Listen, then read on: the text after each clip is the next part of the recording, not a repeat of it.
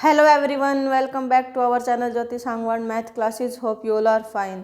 Students, जो हमने कल अपनी लास्ट क्लास की थी उसके अंदर एक्सरसाइज 5.2 के 15th क्वेश्चन तक हमने कंप्लीट कर लिया था.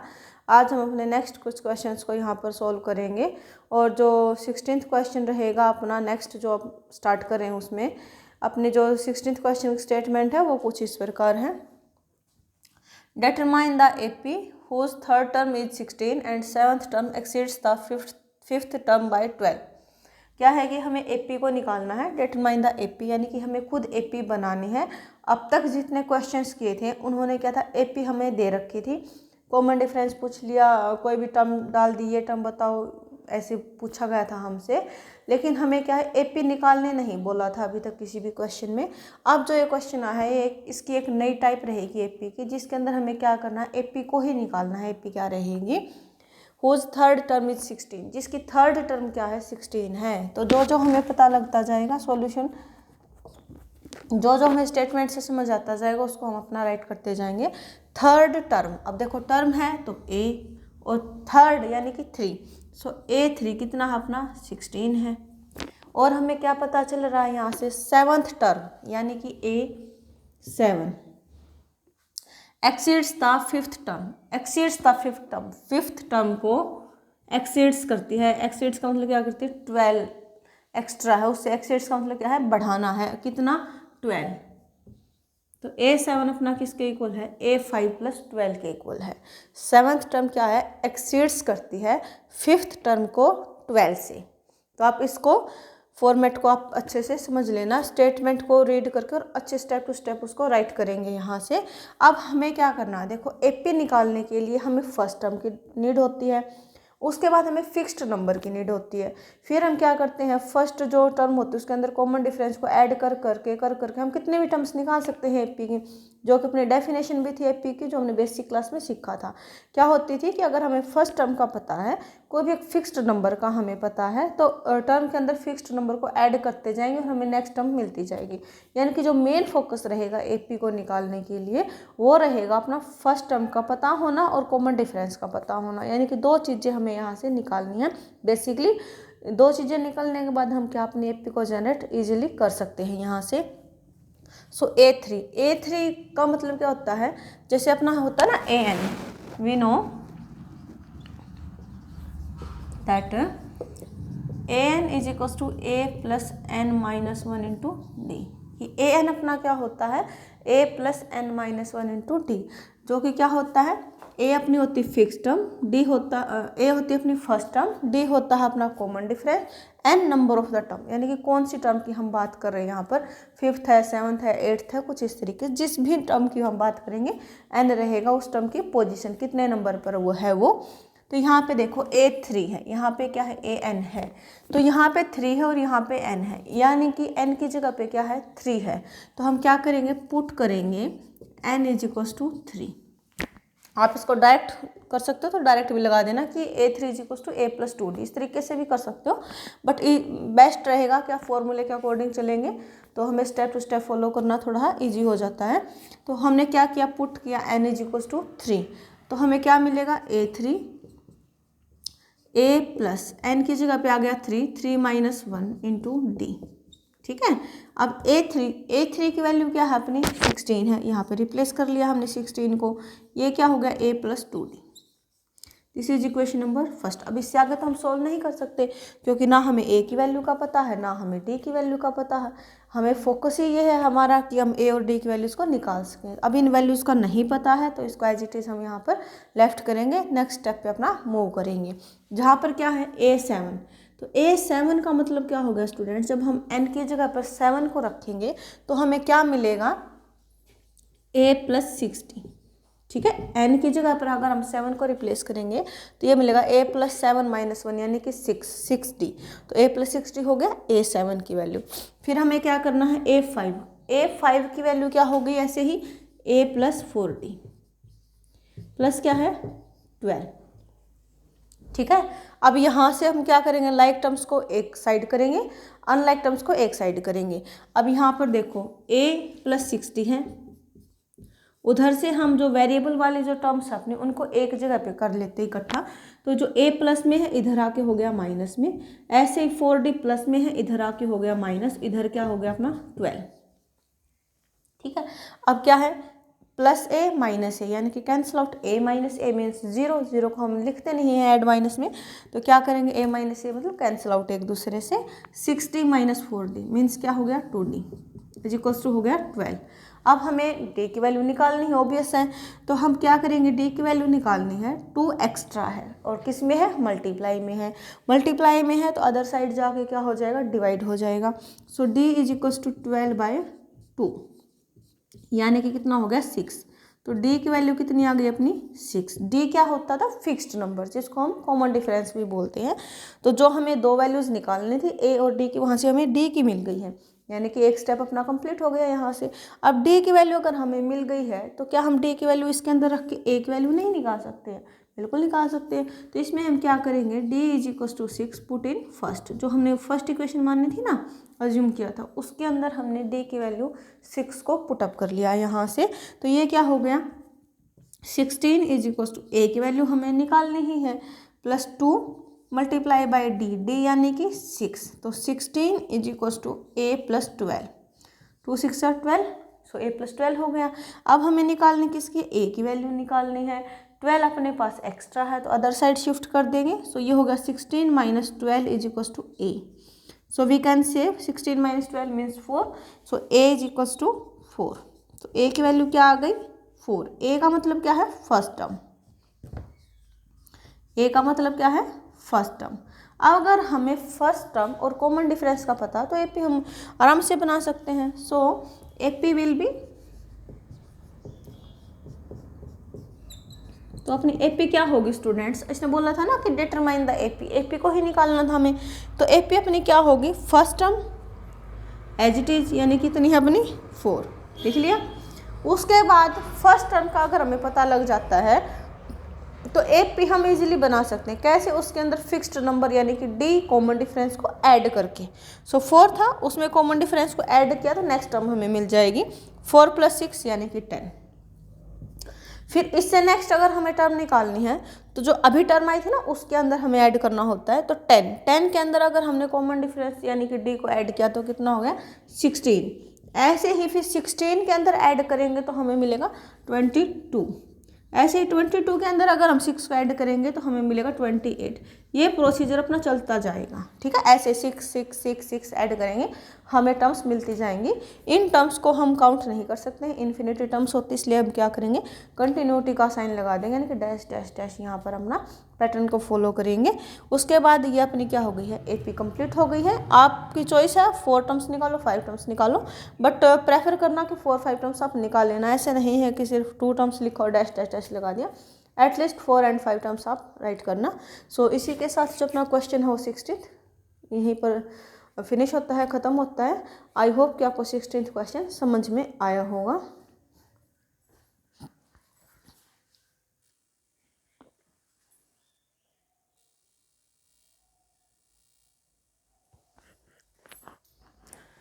And our next question is question number 17 and the statement is find the 20th term from the last term of AP 3 8 13 up to 253। यानी कि क्या है कि हमें एक AP दे रखी है। सो गिवन AP है अपनी, गिवन AP है अपनी क्या 3 8 13, ऐसे चलते चलते बिल्कुल लास्ट में हमें दे रखा 253, ठीक है। और हमसे क्या बोला गया है निकालो क्या find the 20th term from the last term of AP। जो ये AP है ना इसकी जो लास्ट टर्म है ये, अब इसके बीच में डैश डैश है, हमें यही नहीं पता इसके बीच में टर्म्स कितनी है ना। तो क्या है कि जो भी यहाँ से क्या होगी लास्ट से जो 20th होगी, फर्स्ट से नहीं लास्ट से जो 20th टर्म होगी उसको निकालना है हमें लास्ट से। थोड़ा सा फर्क होता है दोनों स्टेटमेंट्स में, स्टार्टिंग से पूछे एंडिंग से पूछे एक डिफरेंस आता है वहाँ पर। जब हम कंटिन्यू करेंगे ना क्वेश्चन को उसके साथ ही आपके उसको कॉन्सेप्ट को क्लियर करेंगे यहाँ पर। तो पहले हम ये पता लगा लें इसके अंदर कि इसके अंदर टर्म्स हैं कितनी, तभी तो हम बता पाएंगे कि लास्ट से 20th कौन सी होगी। पहले यही नहीं पता कि लास्ट वाली कौन से नंबर पे है ना।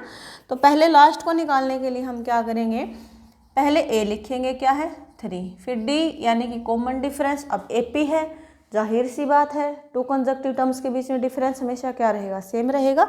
तो कोई भी कंजक्टिव टर्म्स आप यहाँ से प्रेफर कर लेना, उठा लेना, और फिर क्या करना, सक्सीडिंग में से प्रीसीडिंग को माइनस करना, यानी कि आगे वाली टर्म में से पीछे वाली को माइनस करना है। तो यहाँ से मैंने उठाया इनको, तो आगे कौन सी है, 8 है। 8 में से 3 को माइनस किया तो कितना मिल गया, 5। A मिल गया, D मिल गया। अब हमें ये पता लगाना कि इस AP के अंदर टर्म्स हैं कितनी। तो उसके लिए हमें किसका पता होना चाहिए, लास्ट टर्म अपने पास है an = 253, यानी कि जो ये an है इस n का पता होना चाहिए कि ये कौन सी टर्म है। जैसे ये है ना, फर्स्ट है a1 है, सेकंड a2 है, थर्ड है तो a3 है, ऐसे ही ये an है, लास्ट है, बिल्कुल लास्ट, यानी कि कोई भी एक रैंडम नंबर है n, वहाँ से हमें पता होना चाहिए कि n है एग्जैक्ट में क्या नंबर है ये। तो इसको निकालने के लिए अपने पास होता है फॉर्मूला, जिसको हमने जनरेट भी किया था। सो an = क्या होता है, a + n - 1 × d, ठीक है।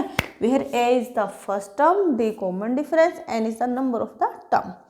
अब an की वैल्यू क्या है, 253 रख लिया हमने यहाँ पर। a की वैल्यू क्या है, 3।